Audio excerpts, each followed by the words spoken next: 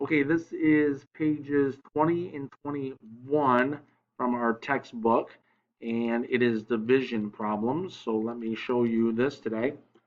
There are two ways that I'll be doing the division problems. It is the regular way, and then there is a way called partial quotients.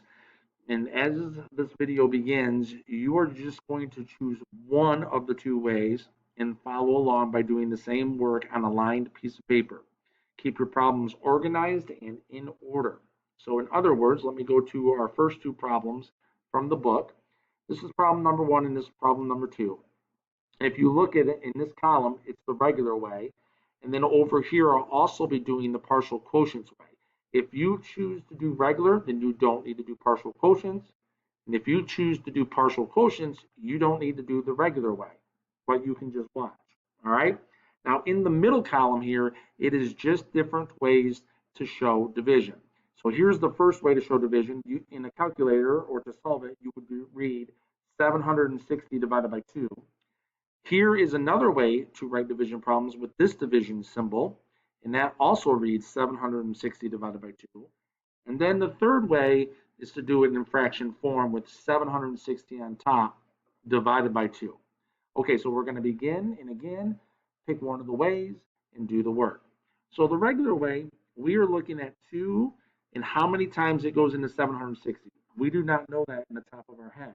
So if I hide a number, let's say I hide 0, how many times does 2 go into 76?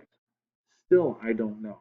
But if I hide 60, I know 2 goes into 7 3 times. Now, I do not want to go 4 because 4 times 2 is 8, and 8 is larger than 7. So whatever number that I bring down here, I need to have smaller or the same number. Now I have to multiply it. By the way, I call this dirty monkeys smell bad. You have not heard of that. What we did was we divided 7 divided by 2 and we get 3. That's the dirty part. The monkey part is to multiply. 3 times 2, I get 6. And now I'm going to do the smell part, which is subtract. 7 minus 6, 1.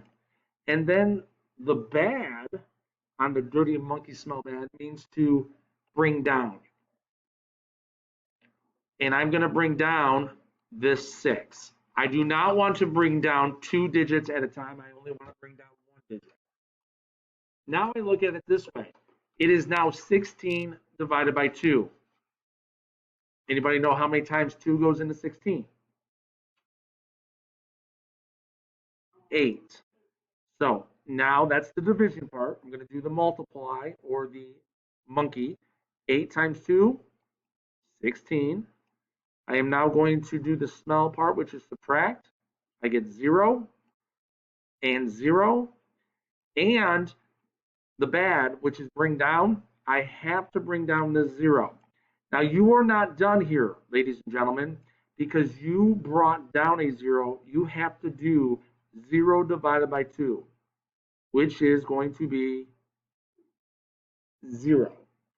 0 divided by 2 gives you 0. So there's your multiplication, and there's your subtraction now, and there's your answer. Okay, I shouldn't say your answer. Here is your answer, 380 up here. Okay.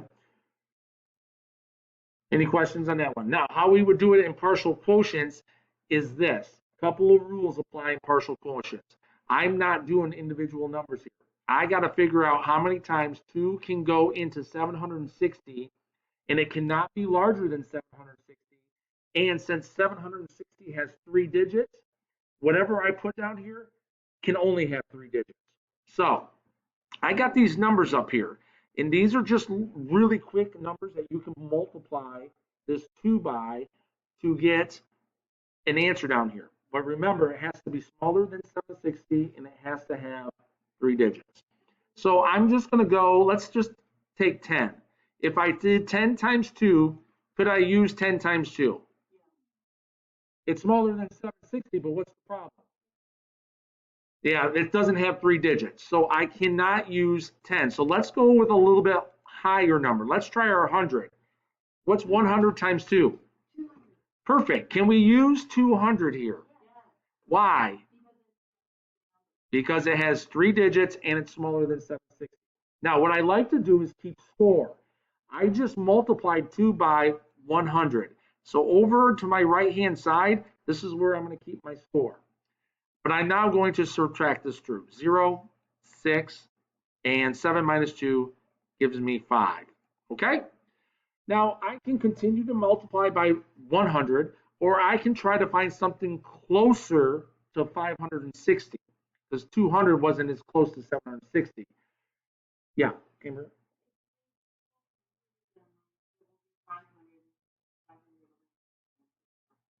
Well, you would do 200. If you did 100 again, multiply by 2, you get 200, and that would leave you about 360.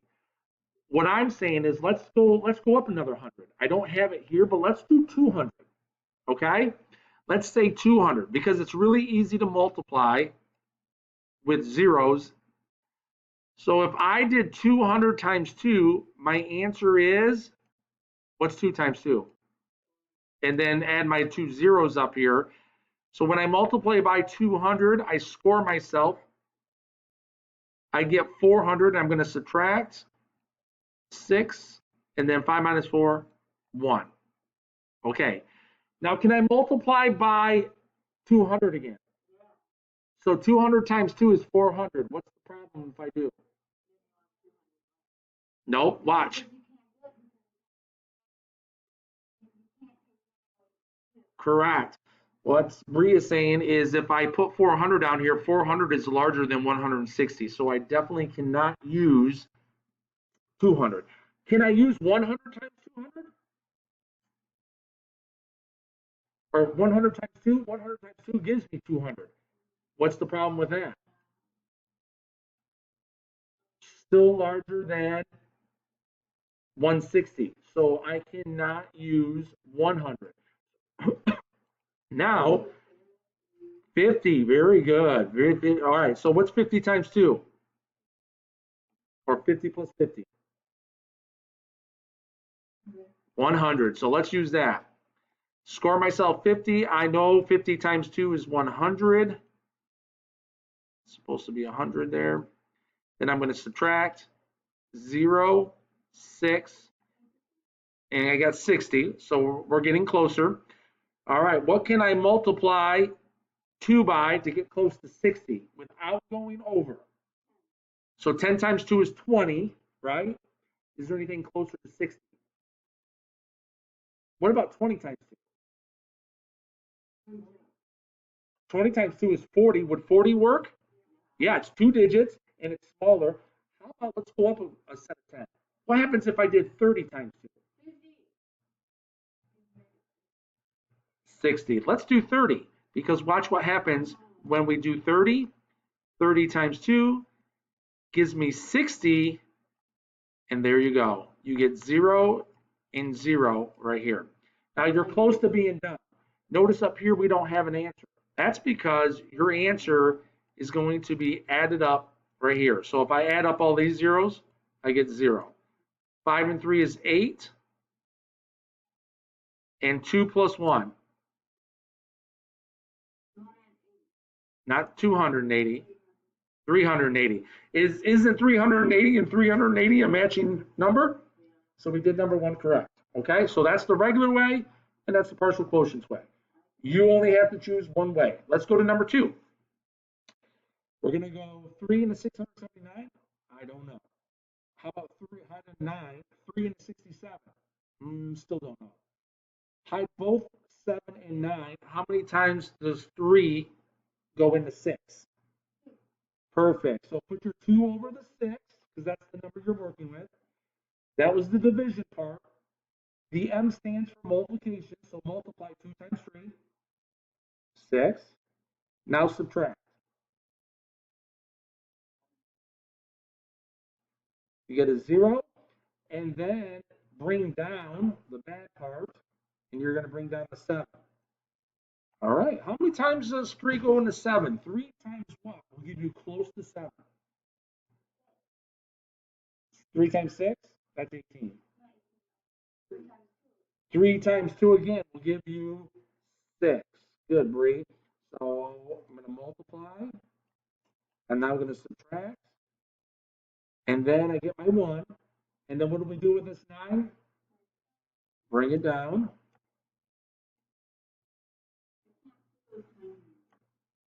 Just do the best you can. Okay, so now we're doing 19 divided by 3, and Bree says use 6 up here. So 6 times 3 gives us 18. 9 minus 8 is 1. You get a remainder 1. Okay, so this is where I want to be careful here. I know in elementary that you guys are taught to do the remainders and everything, but now my job here in middle school is to teach you how to create a fraction. Okay, you see the one that you have down there is your remainder. So here's 226 is your answer so far. Right in the middle, put a fraction bar. Put a fraction bar, just like that. Okay? The remainder is going to go on top. So you're going to put 1 on top. Then you're keeping your 3 because this reads 679 divided by 3 right here. We're going to keep this 3 on the bottom. And it's going to stay as our denominator. By the way, the numerator is the top number and the bottom number is the denominator.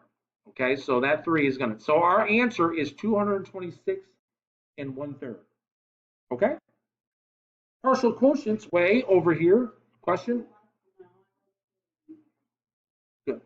Mason, are you writing this out? Yes, you're supposed to be writing these out. Pick one of the ways and write it out. So if you're going to do regular way, all right, while I'm doing partial quotients, on which problem? On partial quotients?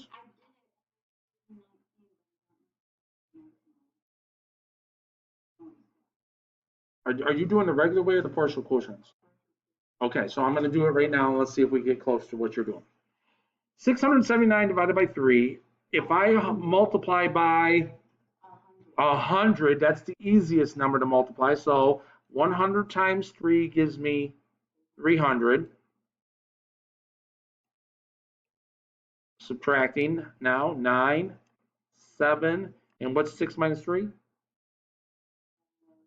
3. Okay. Very good. So she's like, okay, it's 3 digits and it's smaller than 679. And then 300 again will be 3 digits and still smaller than 379. So we're going to multiply by 100 again. 100 times 3 is 300.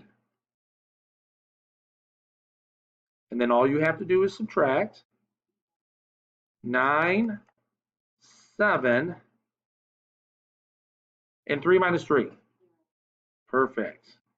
So we're going to put our 0 there. You don't have to put a 0 there if you don't want to. Now we know we can't use 100 anymore. 10 times 3 is 30, but that's not very close to 79. So go up 10. What about 20 times 3? We did 20 times 3 over here. We got 60. So let's multiply by 20. 20 times 3 is 60. Now, Bree, I'm not saying you cannot multiply by 10. That's fine, but this is going to be more work. So the closer you get to the number, the less work you're going to do. Subtract this. This is 9, and 7 minus 6 is going to be 19. Okay. And this is where you, okay, so you know you can't do 10 times 3. You could do 5 times 3. But what's closer to 19?